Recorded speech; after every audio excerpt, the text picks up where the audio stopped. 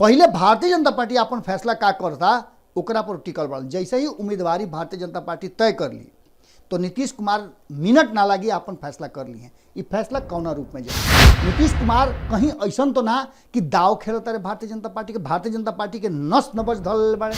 Bharatiya Janata party Bihar में अपन सत्ता कायम रखो और नीतीश कुमार के दबाव से होके बाई हुक एंड क्रुक अपना साथे रखो, लेकिन नीतीश कुमार भी कम खिलाड़ ना हवे। ऐसा समय में झटका दी हैं और जौन की भारतीय जनता पार्टी कहीं ना कहीं चेकमेट के स्थिति में हो जाएगी। नीतीश कुमार जी 2 दिन पहले जब मीटिंग कैले तो अपना विधायक लोग के यह बात खातिर अलर्ट कर ले कि हर कोई हर तरह से तैयार रही।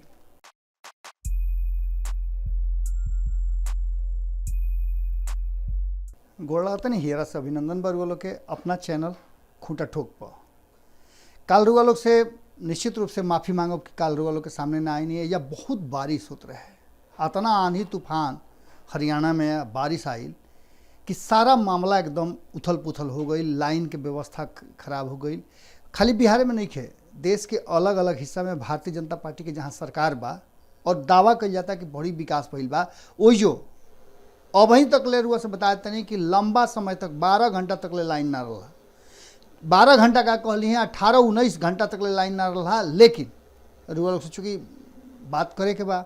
और बिहार में राजनीतिक उथल पुथल इतना हो रहा बा, सवाल हमरा भी इतना आ रहा बा कि रुआ जानते बानी एकर के कॉम्पेंसेट करे खातिर जौन रुआ लोग के सामने ना आईनी ओकरा खातिर संपादक नमन मिश्रा जी के साथे भारत लाइव पर रातों रात और पंचनामा पर छोटा पंचनामा मिनी पंचनामा जो उनकर होला ओकरा में बिहार के राजनीति के वर्तमान स्थिति पर चर्चा जरूर कैले बानी।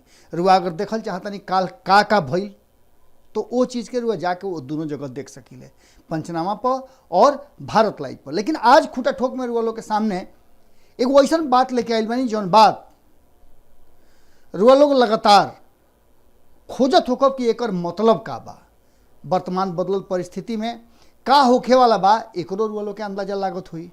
मन में कई तरह के सवाल उठत हुई। तो सवाल के जवाब देवे से पहले 2 लाइन रुआ लोग बता दी कि सांच के चाकरी करे में छाला पड़ जाला। सांच के चाकरी करे में छाला पड़ जाला, निरौठ मुंह से झूठ सिंहासन चढ़ जाला। निरौठ मुंह से झूठ सिंहासन चढ़ जाला। रुआ अक्सर देख लो खब कि रुआ वोट केहू के दिले, सरकार केहू बना लेला और रुआ प्रशासन केहू करेला। राउर जौन मुख्य मुद्दा बा वो मुद्दा कहीं ना कहीं तमा जाला और ऐसा स्थिति में रुआ फूका के फूका हाथ में मिलेला। बिहार में जौना तरीका के राजनीति हो रहा बा और नीतीश कुमार जी के लेकर के, नीतीश कुमार जी के चुप्पी के लेकर के, नीतीश कुमार जी के फैसला के लेकर के कई तरह के सवाल खड़ा हो रहा बा।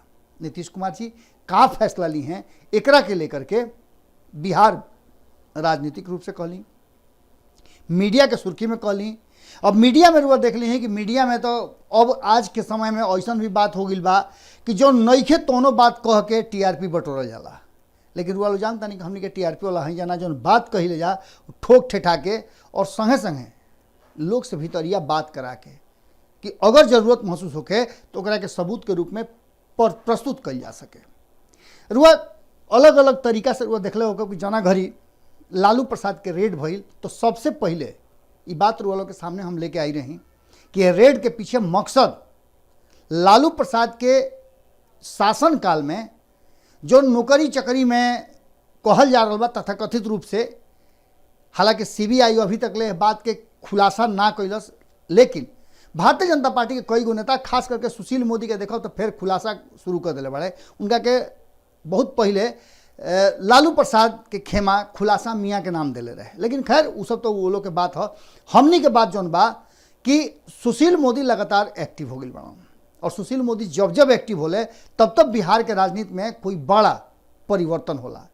ये सारा बात के लेकर के जौन सबसे मुख्य बात बा जौन कहे खातिर वो लोग के सामने आइल बानी वो ई बा कि तेजस्वी यादव के बड़ा बेसब्री से इंतजार हो रहा बा। अभी इंतजार के कर रहा बा इरुआ के आगे बताई।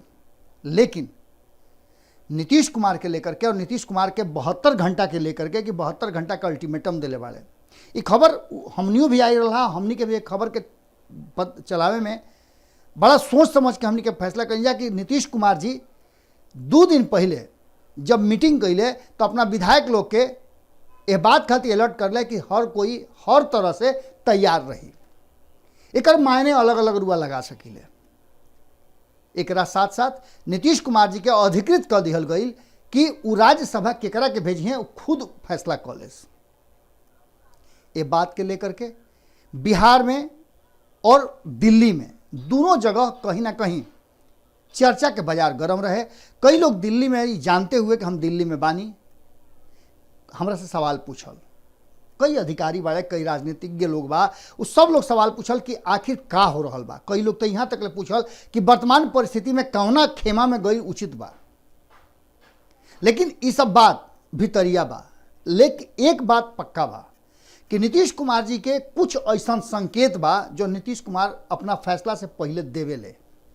वो लोग की याद हुई कि नीतीश कुमार जी जब लालू प्रसाद से और महागठबंधन से अलग भई रहन तो राजगीर में प्रवास में रहन। बिहार में एक फैसला के लेवे से पहले कि सरकार में रही हैं, सरकार बदली, नीतीश कुमार मुख्यमंत्री के कुर्सी छोड़ी हैं, इस्तीफा देवे चाहिए, ये सब फैसला से पहले नीतीश कुमार जी अल्टीमेटम देके गई रहन तेजस्वी यादव के कि तहरा के हम समय देता नहीं, तू आपन जौन जुर्म बा या तहरा पर जौन चार्जशीट भइल बा तू पद से इस्तीफा दे दो, और इस्तीफा देला के बाद सब कुछ ठीक ठाक रही। अल्टीमेटम देला के बाद वो राजगीर चल गई रहन। फिर चर्चा चल रहा बा, हालांकि यह बात से श्रवण कुमार इनकार कैले है। उनकर बयान रुआ देख लो, भारत लाइव पर भी चलल बा कि ऐसा कोनो बात नहीं है, 72 घंटा का अल्टीमेटम नहीं दिहल गई। लेकिन भीतर खाना में चर्चा जरूर चल रहा बा कि नीतीश कुमार जी हर विधायक के, हर पदाधिकारी के चुप्पी साधले रहे के और वेट एंड वॉच के स्थिति में जब तक उनको अगला फैसला नहीं के हो जाता। रुआ खबर जब सुनो तो नामांकन के प्रक्रिया शुरू हो गई है। 30 तारीख तक ये प्रक्रिया चली और ये 6 दिन में रुआ एक बात के समझ ली कि भारतीय जनता पार्टी अपन फैसला करे वाला रहे, वो फैसला के का भइल। रुआ लोग एक और बात हम कहले रही कि नीतीश कुमार जी कबो घाटा के सौदा ना करेले, उनका हर सौदा में फायदा चाहिए, चाहे वो लालू प्रसाद के साथे उनका जुड़ल होके, भारतीय जनता पार्टी के साथे जुड़ल होके, या फिर बिहार में विकास के अलग अलग बात कहे के होके, 7 निश्चय योजना के बात होके, शराबबंदी के बात होके, सब में नीतीश कुमार जी आपन फायदा और जेकरा संगे आपन साठगांठ बनावेले, एक जेकरा साथे उस संगठन बनावेले, गठबंधन करेले, ओकरा संगे आपन फायदा के हिस्सा पहले निकाल के रख लेवेले। ऐसा व्यापारी भले ही बात गुजरात से आके कहले होकस नरेंद्र मोदी या फिर अमित शाह कि हमनी के गुजराती हैं, आप जानी ले कि व्यवसाय कैसे होला, लेकिन नीतीश कुमार से बड़ा व्यवसायी केहू ना हुई। ये पहला ऐसा दुकानदार बड़े जौन की आपन फायदा पहले रख लेवेले और तब अपन सामान बेचेले। जैसे वह देख ली, जब नीतीश कुमार के 2013 में बाहर अइले तो आपन फायदा वो देख ले कि उनका सिंपैथी चाहत रहे। हालांकि ओकर फायदा उनका का मिलल ये तो बाद में चर्चा के विषय बा। लेकिन लोकसभा के चुनाव होते जीतन राम मांझी के दे दिलन और जीतन राम मांझी के हटा भी दिलन। जब महागठबंधन में अलन तो जो अपन फायदा ले पहले हिस्सा बखरा ले लेलन कि भाई हो मुख्यमंत्री हम ही रहो, चाहे केकरो कतनो सीट आवे। ये बात के स्वीकार कर ले लालू प्रसाद, यानी कि फायदा में से हिस्सेदारी अपन पहले ले ले रहन। 2017 में जब भारतीय जनता पार्टी के साथे गई ले दोनों घड़ी रुआ देखने की का भइल, आपन फायदा वो अपना भीड़ ले ले और अपर हैंड लेके गई रहन। 2020 में जब समय आयल, एक पहले रुआ 2019 के देख ली, 2019 में भारतीय जनता पार्टी के मजबूर कर दिले और 2017 में भी फैसला करा ले रहन कि उनका 50-50 के फार्मूला चाहिए, यानी सीट शेयरिंग में भारतीय जनता पार्टी के जौन की अपना के सबसे दुनिया के बड़ा जनाधार वाला पार्टी कहेला, वो पार्टी के बैकफुट पर ले अइले और अपन जीतल सीट छोड़ के नीतीश कुमार के देवे के पड़ल। एकरा अलावे 2020 के चुनाव में देखनी कि चुनाव से पहले सीट शेयरिंग के समझौता होके से पहले अपना के एक सीट अधिक रख करके अपन अपर हैंड रख ले। एकरा संगे संगे जौन फायदा होके वाला रहे वो फायदा के हिस्सा पहले अपना भी ले ले कि मुख्यमंत्री तो हम ही रहो। एकरा अलावे नीतीश कुमार ऐसा लगातार काम करेले। अब जौन की वर्तमान परिस्थिति बा और रुआ लोग से ही बात कहनी है कि तेजस्वी यादव के हो रहा बा इंतजार। रुआ लोग जानता नहीं कि तेजस्वी यादव देश से बाहर बा, उनका साथे साथे कई गो अलग अलग दल के नेता लंदन में बाड़े। ओजा निश्चित रूप से बिहार में जो उथल पुथल हो रहा बा ओकर चर्चा चलल हुई, और यह चर्चा में रुआ लोग के बतौले भी नहीं कि कहीं ना कहीं आज जो वर्तमान बदलल परिस्थिति बा और नीतीश कुमार के चुप्पी बा वो भारतीय जनता पार्टी के सबसे ज़्यादा परेशान करता। वो परेशानी के कारण ही बा कि कहीं ना कहीं नीतीश कुमार वो फैसला जो भारतीय जनता पार्टी चाहता कि कॉलेज वो नहीं खन करत। पहले भारतीय जनता पार्टी अपन फैसला का करता ओकरा पर टिकल बन। जैसे ही उम्मीदवारी भारतीय जनता पार्टी तय कर ली तो नीतीश कुमार मिनट ना लगी अपन फैसला कर लिए। ये फैसला कौना रूप में जाई, ये फैसला वो सोचत हो कब कि का राज्यसभा आरसीपी सिंह के भेजी हैं, आरसीपी में एक सीट लेके संतुष्ट हो जाई हैं, या नीतीश कुमार कोई बड़ा जो उनकी उनकर आदत बा और उनकर राजनीति के सिद्धांत भी बा कि फायदा पहले अपना हाथ में रख ली, तो काऊ एक से ज़्यादा सीट के दावेदारी करी हैं। का भारतीय जनता पार्टी के बड़ा टक्कर देवे के तैयारी चल रहा बा। एक पीछे कई गो कहानी बा, जना कहानी के अगर जोड़ के देखब तारतम्य में तो वही बात बुझाई कि बिहार में राजनीतिक रूप से कुछ चल रहा बा। कारण कि बिहार के मात्र 5 गो सीट के बाद राज्यसभा के चुनाव, लेकिन इस देश में 57 गो सीट के चुनाव होके जा रहा बा। 15 गो राज्य के 57 गो सीट में इनमें अधिकांश राज्य उबाड़े जौना राज्य में आवे वाला 2023 और 2024 में विधानसभा के भी चुनाव होके वाला बा।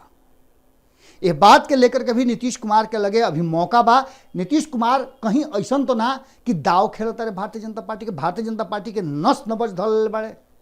एक तरफ भारतीय जनता पार्टी जहाँ नीतीश कुमार के डरवावे की कोशिश करता, ओजे नीतीश कुमार तेजस्वी यादव के साथ अपना के खड़ा करके और भारतीय जनता पार्टी के फिर से नाथे के तैयारी कर रहा बड़ा। ये सारा बात के जवाब रुआ 72 घंटा के अंदर में मिल जाई। भले ही यह बात के इनकार करत होगा श्रवण कुमार कि 72 घंटा ऐसा कोनो अल्टीमेटम नहीं दिया है, लेकिन नीतीश कुमार के पटना से राजगीर जाना, राजगीर जाए के मतलब बा कि नीतीश कुमार अपना के थोड़ा सा शांत करके और अंतिम फैसला लेवे खातिर सीधे आवत रहे। तो का नीतीश कुमार तेजस्वी यादव के इंतजार करता रहे और बेसब्री से इंतजार करता रहे। कारण कि जाए से पहले तेजस्वी यादव और नीतीश कुमार में कई दौर के बातचीत भई। कहल जा रहा बा कि संबंध मधुर रहा, और खास करके जीतन राम मांझी के रुआ बयान सुन ली तो साफ तरीका से कहता रहे कि भारतीय जनता पार्टी एनडीए के भीतर डोमिनेट करता। जौना कारण से वो महागठबंधन छोड़ के आई रहन, जौन दुख हो जा रहे तो दुख लागले रह गई। यानी एजा भी उनकर एक शब्द नहीं सुनल जात। सरकार में वो सहयोग तो जरूर करता रहे, लेकिन उनकर सहयोगी नीतीश कुमार बाड़े। यानी नीतीश कुमार अगर पाला बदलता रहे तो जीतन राम मांझी भी पाला बदली हैं। और रुआ लोग के आंकड़ा भी बता दिले नहीं कि वह आंकड़ा में 41-42 गो सीट एक राज्यसभा मेंबर खातिर चाहिए, और एकरा में भारतीय जनता पार्टी के कम से कम 5 गो सीट के कमी हो रहा बा। और ये 5-6 गो सीट कहाँ से आई? तो निश्चित रूप से जीतन राम मांझी बाड़न, नीतीश कुमार के बचल का सीट बा ओकरा से पूरा हुई। अगर वो नइखे आवत तो कहीं ना कहीं भारतीय जनता पार्टी के संतोष करे के पड़ी एकमात्र सीट से। और ऐसा स्थिति में नीतीश कुमार अगर पाला बदल लेता रहे, तेजस्वी यादव से उनका साठगांठ हो जाता, तो निश्चित रूप से जौन जौन दल बाड़े रुआ समझब ये बात के बड़ा बढ़िया से कि जौन जौन दल के नेता लंदन में बाड़े, यानी कि वाम दल के 16 गो सीट बा। कांग्रेस के नेता राहुल गांधी सीताराम येचुरी बाड़े वाम दल से, कांग्रेस के नेता राहुल गांधी बाड़े और तेजस्वी यादव बाड़े। तेजस्वी यादव के 76 गो सीट बा, 19 गो सीट लेकर के कांग्रेस बा और 16 गो सीट लेकर के वाम दल बाड़े। तेजस्वी के यही खातिर इंतजार हो रहा बा। और अगर नीतीश कुमार पाला बदल के आ जाता रहे तो उनका AIMIM के समर्थन भी प्राप्त हो जाए। ये सब में रुआ देखले हो कब कि भारत लाइव पर अक्सर रुआ लोग जाइबे करीले, देखबे करीले। भारत लाइव पर संपादक नमन मिश्रा जी ये बात के बार बार कहता रहन कि भारतीय जनता पार्टी आवे वाला समय में जौन आपन पुरनका एजेंडा और जौन भारतीय जनता पार्टी के मेन एजेंडा बा हिंदुत्व, ओकरा के जैसे ही लेकर के आई, जैसे ही ज्ञान व्यापी के बात होके लगी, मथुरा के बात होके लगी, कॉमन सिविल कोड के बात होके लगी, तो नीतीश कुमार खातिर मुश्किल हो जाई। और नीतीश कुमार अपन पहले ही से खूंटा ठोक दिले बड़न जातीय जनगणना पर, बिहार के विशेष राज्य के दर्जा पर। अब यह दोनों मुद्दा पर नीतीश कुमार के लगे कहीं ना कहीं बाहर निकले का रास्ता बनता। हालांकि भारतीय जनता पार्टी कोशिश में अंतिम समय तक बा कि भारतीय जनता पार्टी बिहार में अपन सत्ता कायम रखो और नीतीश कुमार के दबाव से होके बाई हुक एंड क्रुक अपना साथे रखो, लेकिन नीतीश कुमार भी कम खिलाड़ ना हवे। ऐसा समय में झटका दी हैं और जौन की भारतीय जनता पार्टी कहीं ना कहीं चेकमेट की स्थिति में हो जाएगी। ये पूरे विषय पर तेजस्वी यादव के आवे के इंतजार और बेसब्री से इंतजार कहीं ना कहीं बिहार में एक बड़ा बदलाव के तरफ इशारा कर रहा बा। देखे वाला बात हुई कि भले ही 72 घंटा का अल्टीमेटम मत होके, लेकिन तेजस्वी यादव के आना, पटना से उनका नीतीश कुमार के इंतजार करना और अब तक फैसला ना होना, ये बात की तरफ इशारा करता कि पेंच जरूर फंस गई बा और ये पेंच के चाबी कहीं ना कहीं तेजस्वी यादव के पटना अइला के बाद सझुराई, ये पेंच खुली। अब रउआ इंतजार करी और ये पूरे विषय पर रुआ विश्लेषण के सुनला के बाद अपन विचार जरूर दे। रुआ का सोचतनी, बिहार के कौना स्थिति में जाए के चाहिए, रउआ जो वादा कल गए रुआ से वो वादा कितना सरकार राउर पूरा कैलस। नीतीश कुमार जी काल भी एगो कार्यक्रम रहा कॉलेज के, वो कॉलेज के मगध महिला के कार्यक्रम में ये बात कहले है कि हम सत्ता में, हम सरकार में, हम बिहार के मुखिया ये खाती बानी कि अधिक से अधिक लोग के सेवा कर सकें।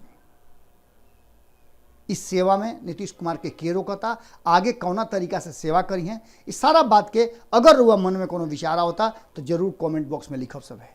फिर काल भेंट करे के वादा के संग है आज एजे विदा लेता नहीं, लेकिन ये भरोसा के साथ कि रुआ लोग के विचार जरूर आई और बिहार के बदलत राजनीति में रुआ का चाहता नहीं, का नीतीश कुमार के पाला बदल के फिर से वापस आ जाए के चाहिए और भारतीय जनता पार्टी के एकदम बिल्कुल अलग थलग छोड़ देवे के चाहिए। अगर रुआ मन में ऐसा विचार बा या फिर नीतीश कुमार के भारतीय जनता पार्टी के साथ रह के ही दबाव बना करके और बिहार के विकास करे के चाहिए, इस सवाल के जवाब रुए लगे बा। रुआ जवाब के इंतजार में फिर रुआ लोग से निहोरा करते हुए कमेंट बॉक्स में जरूर अपन बात लिखब सब है, रखब सब है। गोड़ लागत नहीं।